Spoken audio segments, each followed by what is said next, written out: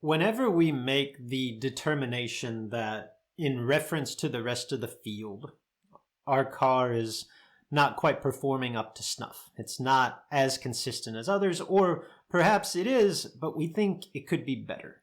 Whenever we make that decision, whenever we dive down that rabbit hole, if you will, there are a lot of tools at our fingertips today, a lot of technology, right? From data logging equipment to weather analysis and incredible weather stations and run prediction software and so much more.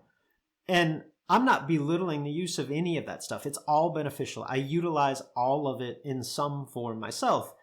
But you can call me old school. You can call me unsophisticated. You can call me ancient, prehistoric, whatever. Like, I got kids. I hear it all. I believe that there's one tool. I still believe there's one tool that tells us more than anything else. And it's that little sheet of paper that they hand us at the end of every single run. Yeah, the time slip tells all. We just need to know where to look. So when we see a dramatic discrepancy, ET discrepancy, between two runs, or between our predicted ET and our actual ET, my advice is to look at the time slip incrementally. Okay, was the bulk of the variance in the first 60 feet of the run? Was it between the 60-foot increment, the increment between 60 foot and 330?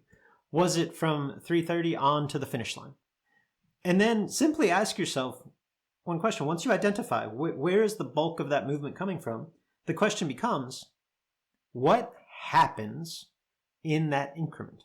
Okay, so in a bracket application, in a wide open application, variances to 60 foot are typically traction related, right? So if we're seeing significant variances in the first 60 foot, we probably need to work on something related to the suspension, right? If the 60 foots are close, but we see a big swing between 60 and 330, again, ask ourselves, what happens in that increment? In a typical bracket car, the converter locks up, if you will, sets the RPM range for the run. The car shifts gears, right? So if we're seeing discrepancies there, more often than not, it's because the car simply isn't operating in its most efficient RPM range, okay? And that tends to get magnified under the load of pulling the car through low gear and into high. So if we're seeing discrepancies in that area, like, it's time to turn our focus to torque converter and or gearing, right? If we're good for the first 330 feet, but we're seeing discrepancies further down the track, well, that's almost certainly fuel related. Like, for whatever reason, the combination is not operating efficiently. That's probably because it's either too rich or because it's too lean. Now, admittedly, either factor will impact our car earlier in the run, but they become more glaring later, further down the racetrack. Dramatic fluctuations in wide open mile per hour are a telltale sign here as well.